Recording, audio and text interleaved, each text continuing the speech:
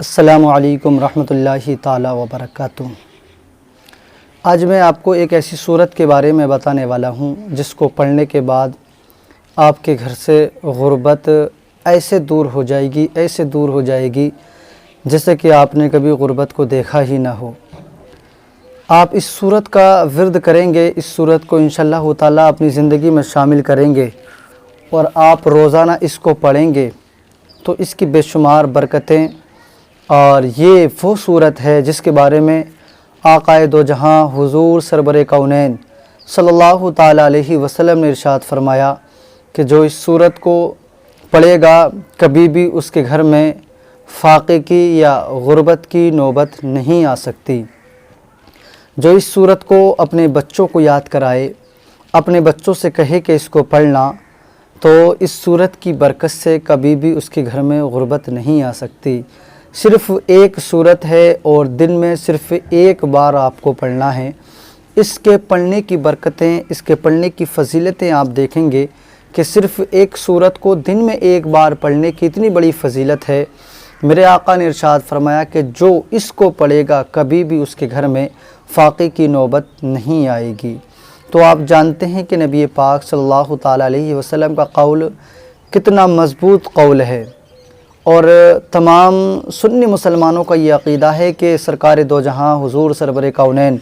صلی اللہ تعالیٰ علیہ وسلم نے جو ایک بار ارشاد فرما دیا وہ ہو کے رہا، وہ نہ کبھی ٹلا ہے نہ ٹلے گا۔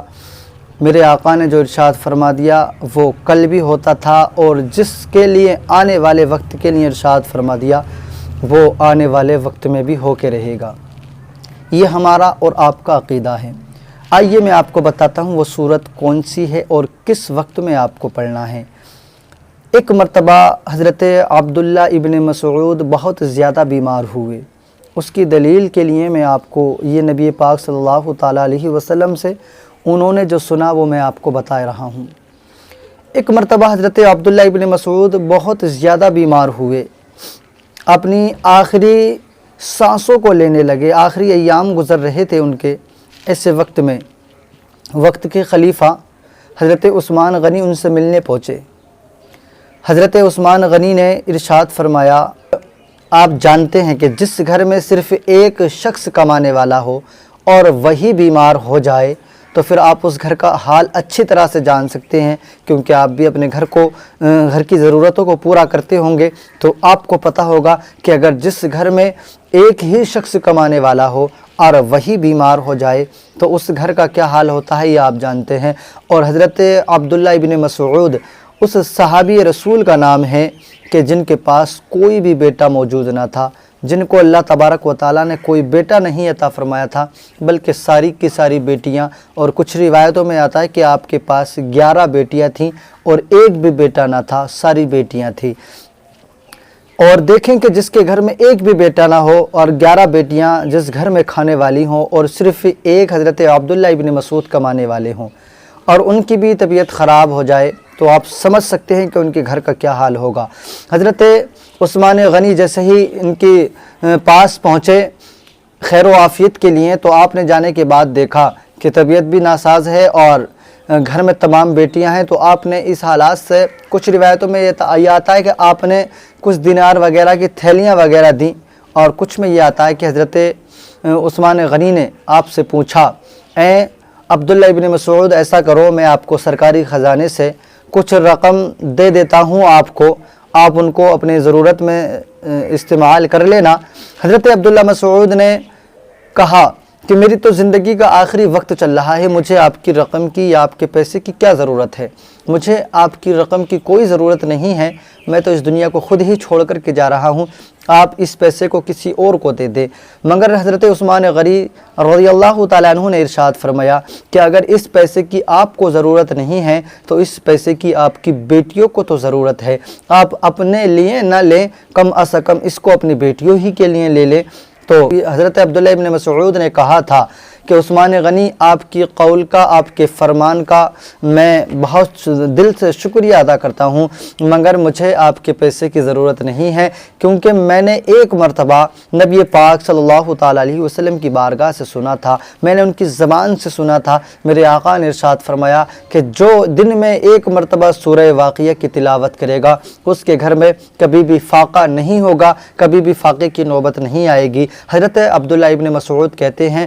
کہ الحمدللہ میں نے اپنے گھر کی تمام بیٹیوں کو سورہ واقعہ یاد کرائی ہے اور سورہ واقعہ کو پڑھنے کا حکم بھی دیا ہے، اور میری بیٹیاں روزانہ سونے سے پہلے سورہ واقعہ کی تلاوت کرتی ہیں، اور مجھے اللہ کی ذات سے امید ہے، مجھے نبی پاک صلی اللہ تعالی وسلم کے فرمان پر اتنا بھروسہ ہے کہ کچھ بھی ہو سکتا ہے مگر میرے گھر میں کبھی فاقے کی نوبت نہیں آئے گی۔ یہ کس نے کہا؟ حضرت عبداللہ ابن مسعود نے، جس نے نبی کی بارگاہ سے سنا تھا کہ جو سورہ واقعہ روزانہ پڑھے گا اس کے گھر میں کبھی فاقے کی نوبت نہیں آئے گی، اور وہ کہتے ہیں کہ میری بیٹیاں روزانہ الحمدللہ سورہ واقعہ کی تلاوت کرتی ہیں، اس سے میرے گھر میں کبھی بھی فاقے کی اور میری بیٹیوں کے سامنے کبھی بھی غربت کی نوبت نہیں آئے گی۔ آپ یہ پیسہ، آپ یہ رقم اس کو دینا جن کے پاس سورہ واقعہ موجود نہ ہو، آپ یہ اپنی رقم کی تھیلی ان کو لے جا کر دے دیں جن کے پاس سورہ واقعہ موجود نہ ہو۔ یہاں سے ایک بات تو پتہ چلتا ہے کہ صحابی رسول کا یہ عقیدہ اور ایمان نبی پاک صلی اللہ تعالیٰ علیہ وسلم پر کتنا مضبوط ہوتا تھا کہ جو نبی پاک صلی اللہ تعالیٰ علیہ وسلم سے سن لیا کرتے تھے ان کا عقیدہ یہ بن جایا کرتا تھا کہ اب کچھ بھی ہو جائے مگر نبی پاک صلی اللہ تعالیٰ علیہ وسلم کی زبان سے جو سن لیا ہے اب